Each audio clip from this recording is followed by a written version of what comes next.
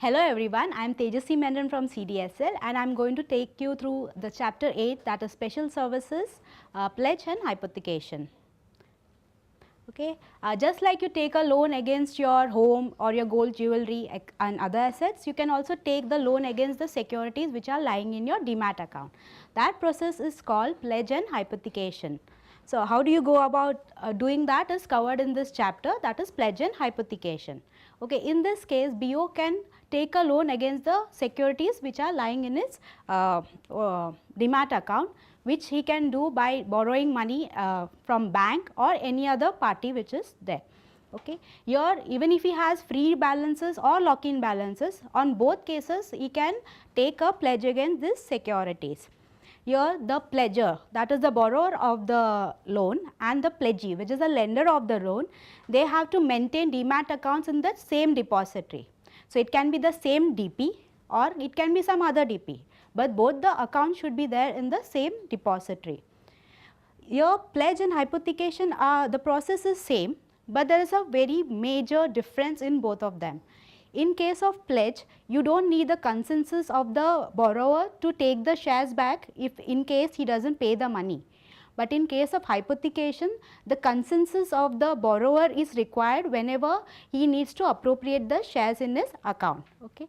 In case of pledge and hypothecation, as pledger is the main BO, all the corporate actions which happen, so if dividends, interest and all come, they all come to the pledger's account.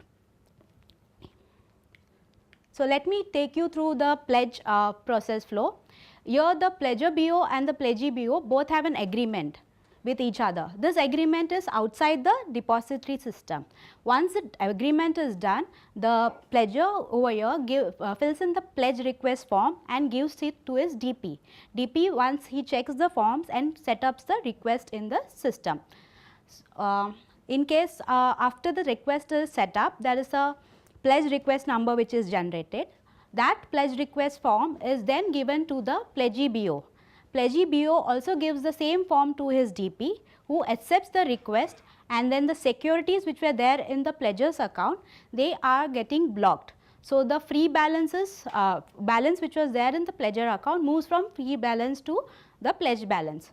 So, let us take an example where BO has 1000 shares. So, before the pledging of 1000 shares, it was there in the free balance. Once the pledge happened, the securities move from the free balances to the pledge balances in the pledger's account. So, for example, pledger has a CDSL account. So, pledger's CDSL account, it will lie, the securities will just move from the free balance to the pledged balance. So, what happens once the money is paid back to the pledgee? So, this when the money was given to the pledger, it was pledge process. Once the money is repaid back to the pledgee, the unpledged process starts. In that case, the pledger BO gives the unpledged request form to his DP. The DP enters in the system. He gives the copy of this form to the pledgee. The pledgee gives it back to his own DP, which accepts the request in the system. Then the securities which were lying in the pledge balance move from the pledge balance to the free balance in the pledger's account.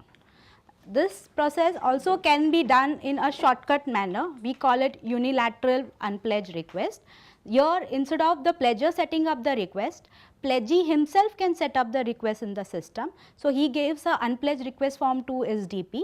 DP enters the request in the system, and then the securities move from the pledge balance to the free balance in the pledger's account. What happens in the case if the borrower or the pledger is not able to repay his money which was taken? In that case, the process of taking back the shares is called invocation, that is invoking the shares. So, the pledgee in this case might invoke the shares after taking the necessary steps which was as per the agreement which was first done while doing the pledge request. Once the invocation happens, the pledgee becomes the owner of the shares. Here in case of unpledged, there is no confirmation as such required from the pledgers, because directly pledgee will set up in the system and he will get the shares. If the lock-in shares were also involved in case of pledging, then that cannot be set up until the lock-in period was over.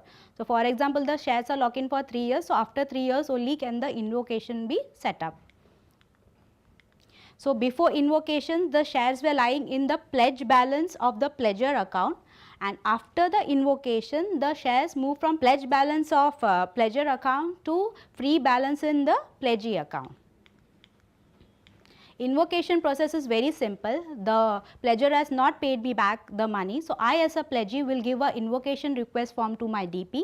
DP will enter it in the system. The balances will move from the pledger's account to my account.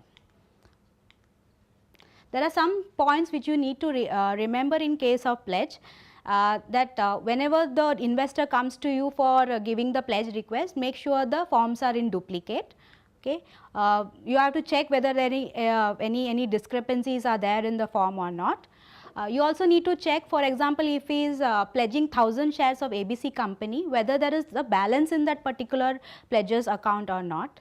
In your own system and in the pledgee's DP system, there should be maker checker system, which is there in all the other modules also. And there is a pledge closure date which is mentioned in the form. The same should also be mentioned, the confirmation of the same should be also given at before that particular date is mentioned.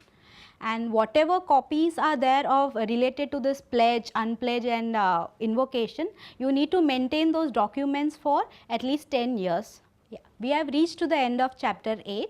Any questions? Madam. Yes, tell me.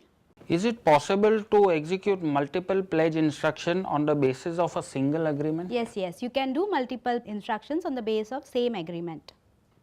Madam, one more question. Yeah, tell me. In case of pledge, who will get the benefit of corporate action? See, in case of pledge, the pledger will get the, as he is the ultimate BO, he will get the corporate actions benefit. But once the invocation is done, then pledgee will receive the benefits. Thank you. Thank you.